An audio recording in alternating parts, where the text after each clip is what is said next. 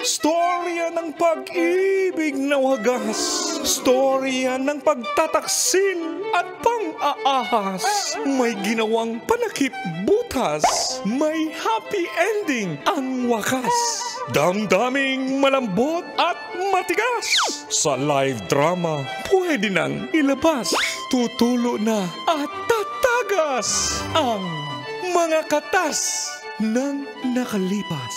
Katas ng nakalipas.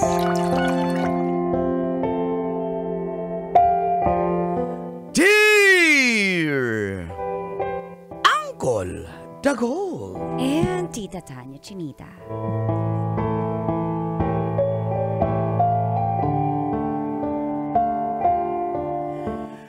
niyaya ako ni Malu sa Obigaini. Ano spelling nun, Mankanor? Kapital O, B, Gaini. Ang galing nga. Basic. Feel good morning call and tits, lalo na sa mga adik sa programang Mga katas ng nakalipas. tawagin niyo na lang po akong JM.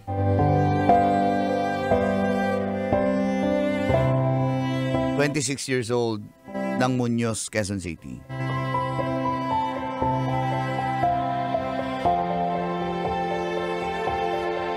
Ang katas ko po ay tungkol kay Malu.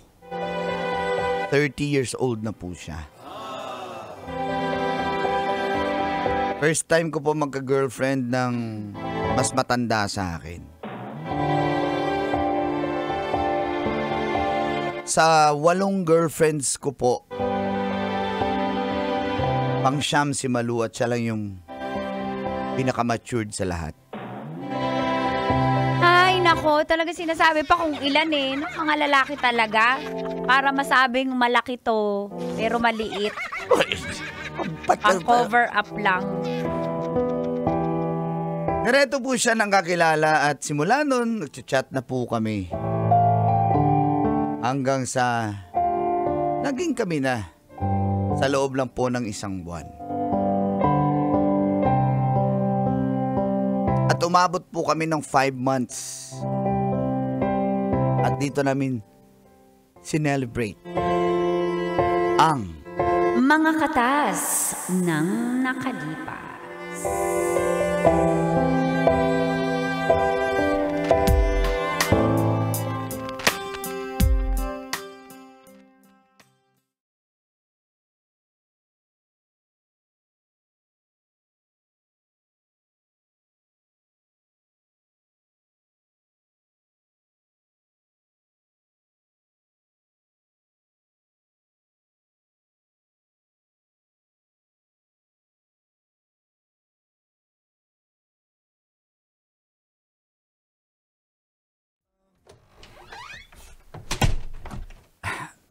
Happy Mansari.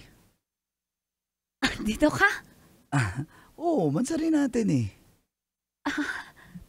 Importante sa'yo yun? Anong importante? Ano ka ba? Di ba ako ba tutuloyin? Hindi, kasi... Sorry. Dala Natuwa kong naman ako. Upo ka, cake pasok. at flower. Pasensya na, hindi ako nakapag-ready. Hindi ko alam na surprise mo dito. May surprise nga eh. May surprise bang sasabihin ko? Hindi ako nakapag-ready. Sana nakapag-braman lang ako. Ba't ka naubo? Sana pala hindi ako nag-brief. Hindi, sinasabi ko lang Happy Mansari. Happy Mansari. Ano to? Dala mo? Anong dala mo? Flowers at saka cake. Bakit mo ko tinadala ng flowers tsaka cake? Mansari nga natin. Palit-ulit naman to eh. Hindi, I mean, ang sweet mo naman. Happy Mansari. Happy Mansari. Mahal kita. Thank you Thank you sa pagpunta dito, JM. Mahal na appreciate ko. Talaga? Mahal mo ko? Pakita mo yung appreciation mo. Sige na. Ha? Pakita mo yung appreciation mo. Ready ka na ba? Ready na. Ang ate, Aray ko, ano ba?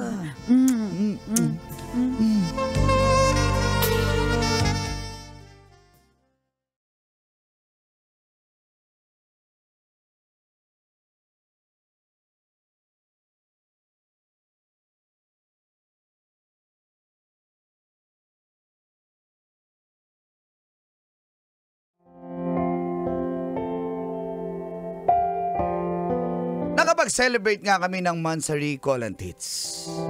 Nakalimang buwan na rin po pala kami. Himala po kasi kadalasan naging jowa ko hanggang 4 months lang. At ngayon lang may tumagal ng 5 months. Si Malu. Isang araw, di raw siya pumasok sa trabaho niya dahil masama ang kanyang pakiramdam. Tinawagan niya po ako.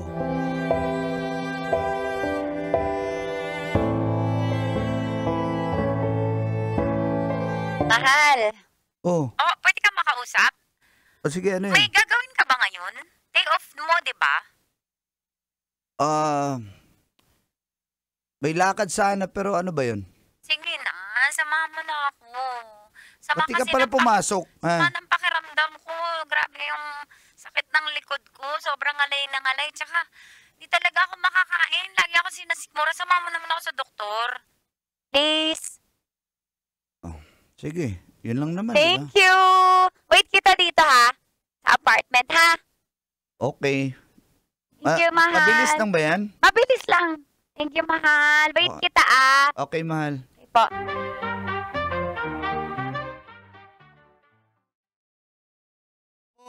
Si Malu Call and Tits at pumunta kami sa ospital. At pagdating sa doktor, mahal, ba't dito tayo sa OB-GYN? Number 2 daw ako sa OB. Ha? Ba't OB-GYN? Anong meron? Mamaya mo lalaman. Pag pinapasok na tayo ng doktor. Sama ko sa loob ah. Ayun na yung secretary. Ang pangit naman ng secretary. Ako yung doktor! Ako yung doktor! Ganon!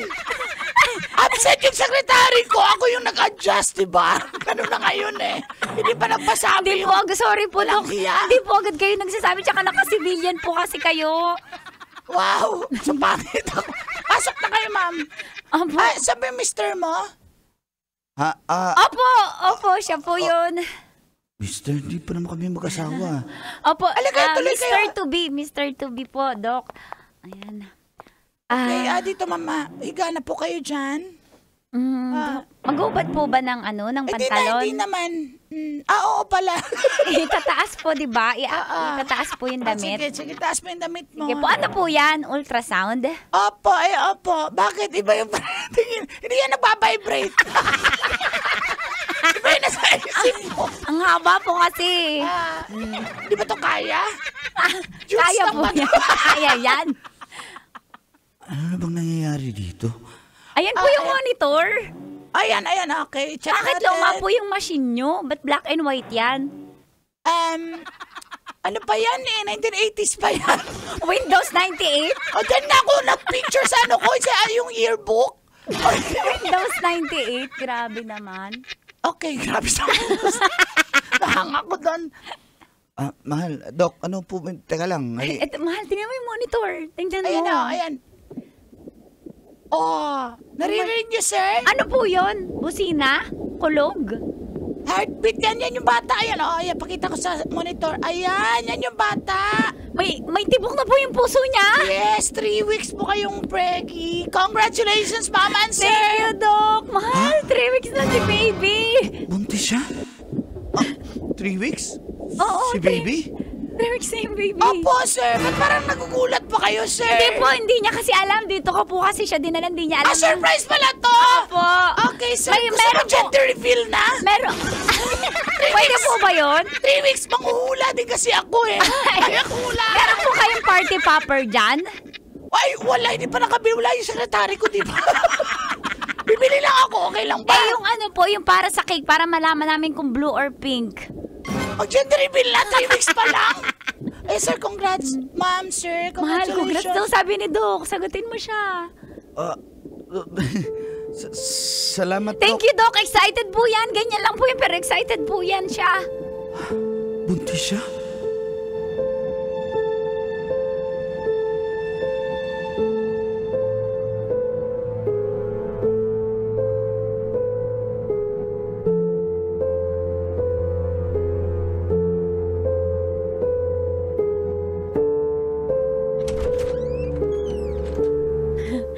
Mahal, pasok ka. Lika. Then, Kainin natin itong binili alis nating na manok. ako. Ba't bumili tayo ng kakainin nating tanghalian? Mahal, Ano ba? Teka lang. Mahal, bakit ganyan ka? Ba't di mo sinabi? Gusto ko kasi surprise sa OB para, baka kasi mali yung pregnancy test kaya dinala kita sa OB-GYN para, Para ano? Ha? Para gulatin ako? Nagulat talaga ako. Alam mo namang hindi pa ako handa sa ganyan. Siguro ikaw, kasi 30 ka na eh. Ako, 26 lang ako eh. Hindi pa ako handa sa ganyang responsibilidad. Akala ko, sabi mo safe ka, tas ngayon, ano mo yan? Mahal, Ano sasabihin ko sa magulang ko? Mahal, may trabaho naman tayo pareho eh. Hindi naman yun yung punto eh. Hindi pa ako handa sa ganyan eh. Ikaw handa? Ano ibig sabihin? Teka lang ha. Nagugulan ako sa hindi handa kasi sabi mo mahal na mahal mo ko eh. Tsaka, akala ko kasi nakikita mo na ako na mapapangasawa mo. Tsaka, sinabi ko lang yun na safe ako pero mukha naman. Sabihin mo, na-trap mo ako. Bakit ko gagawin yun? Mahal kita tsaka mahal mo ako. Kaya komportable ako sa'yo. Sinabi mo kasi safe ka, tapos ngayon gano'n, nabuntis ka, ano ba yun? Ha? So ano ibig sabihin nun? Hindi ko kayang panindigan yan, hindi pa ako handa. Ang sama mo sa akin. Ang sama mo sa akin. Ang sama mo sa akin, JM. JM, mahal na mahal mo ko, diba? Mahal kita, pero hindi pa ako handa sa ganyan. Ano bang yan? Paghahanda yung iniintay mo. Yung Basta, gusto hindi mo. ko alam, hindi ko alam. JM, paano to bata? Ewan ko. JM, ikaw yun. JM, may anak na tayo. Hindi ko alam, hindi ko alam. JM, paano na ako? Paano na kami nun? JM! Bitawan mo ako. JM, parang ako mo na. JM, anak Hayaan mo to. muna ako, hayaan mo muna ako! JM! Don't know what to say now.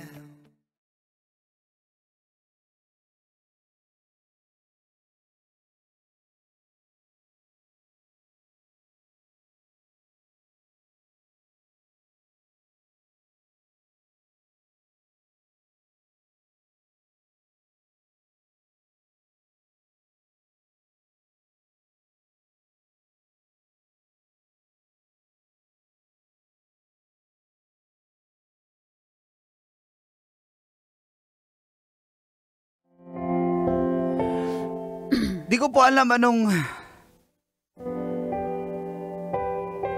gagawin ko, Colin Tits. Di ko pa masabi-sabi sa mga magulang ko na magiging lolo't lola na sila.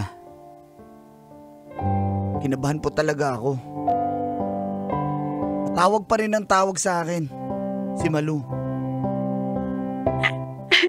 JM, parang ako. Pwede ba sinabi ko sa... Kausapin mo ko, JM. Kaninong number to? Binlock na kita. JM, parang ako mo na. Hindi ko kakayanin mag-isa tong bata.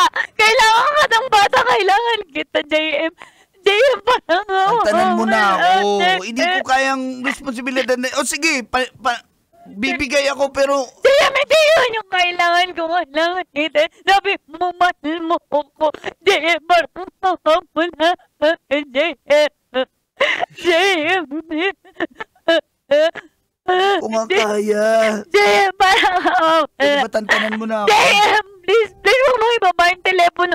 Kausapin mo ko, JM. JM! Sige na, huwag mo na akong guluhin, please. Bawa ka. JM, anak Kung mo to, kailangan ko ng JM. pera, sabihin mo lang.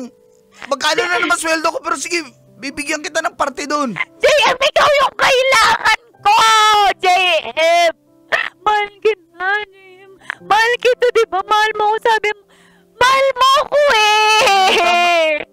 Huwag mo na akong takin, please. Please! JM!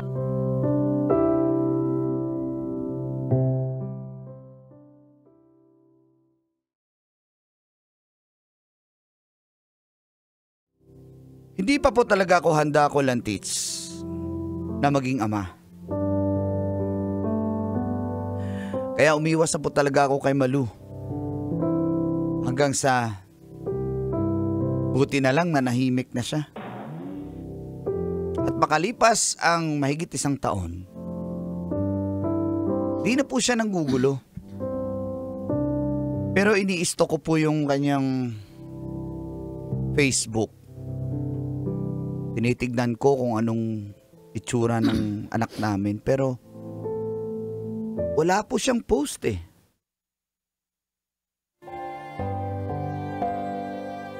Meron siyang mga post pero walang post ng baby ni Isa. Kaya na-curious po ako at kinontak ko ulit si Malu. Nakipagkita ako muli sa kanya.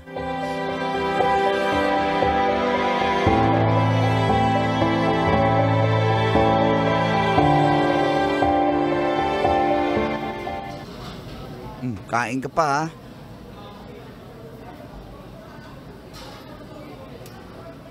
Kain ka pa? May tanong lang ako.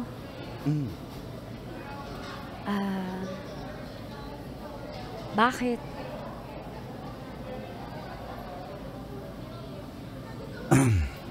Anong bakit?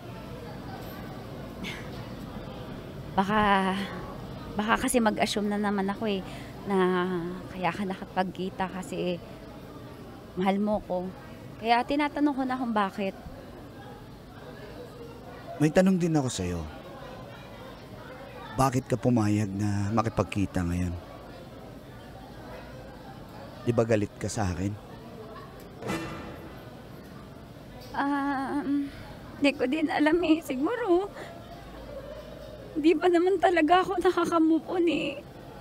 Mahal kita eh. Niwan mo ko eh. Kaya para wag ako mag-assume. Sabi mo na ba't ka dito?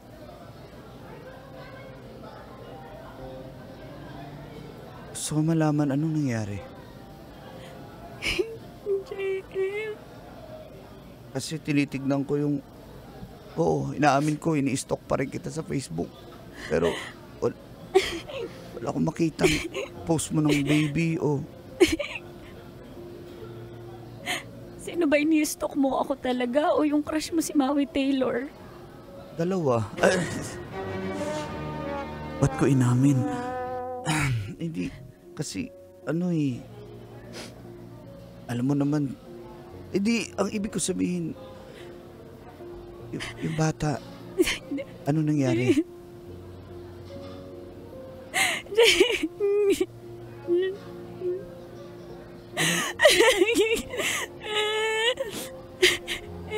Shh, ano nangyari? Pagkatapos mo akong iwan, hindi ko kinaya eh. Wala na siya. Anong ibig mo sabihin? Naku. Pagkatapos. Pinalaglag mo ba yung bata? Hindi ko yun kayang gawin. Ano nga nangyari? Iniwan mo ko, di ba? Na-depress ako. Na-stress ako. Lahat ng lungkot naramdaman ko! Tapos sasabihin mo ano nangyari! Di ba, hinaan mo yung boses mo. Parang ako pa yung may kasalanan! Sorry na. Iniwan mo kami! Wala na yung bata! Wala yung bata dahil sa kagagawan mo. I'm so sorry. Hindi ko naman alam eh. Dahil sa kagagawan mo! Wala na yung anak ko! Wala na yung anak ko! Patawarin mo na ako. Bitawan mo ko, parang ama mo na. Kaya please, kaya ako nakipagkita para sabihin ko sa'yo yung totoo. Alis na ako. So sorry, Malu. Patawarin mo ko, Malu. Malu. Now I'll never break. Metro's